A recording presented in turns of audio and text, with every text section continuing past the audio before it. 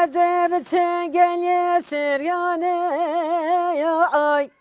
Ahaze biçe bine seryane ay. Xwediyê vî dengê zîz û zelal dengbêj gazin e.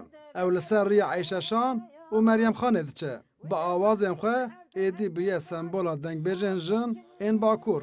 Dengbêj gazin reseniya dengê xwe ji ser çaviya Tetwana Bedlîsê digire. Keçe Ayşe dibi begrane loy. Gelek caran ji bo ku çanda dengbêjiyê têk neçe, ew malbat û cîranên xwe li hev dicivîne û ji wan re dîwaneke dengbêjiyê li dar dixe.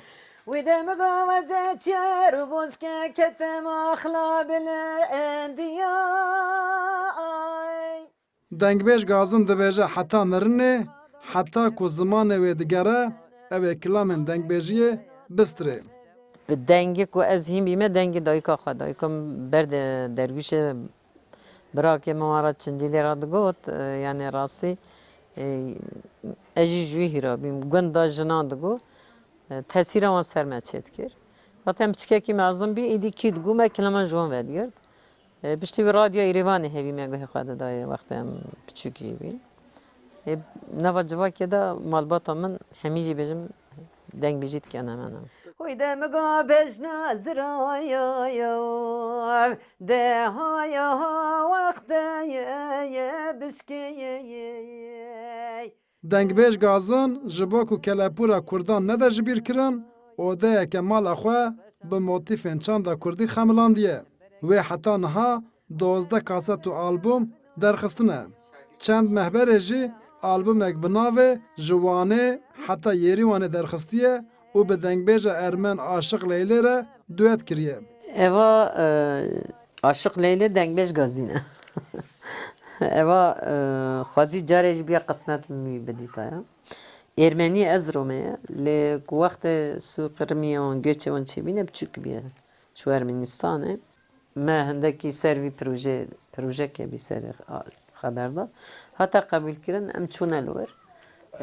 Erê belê 13 roj ema me li wir.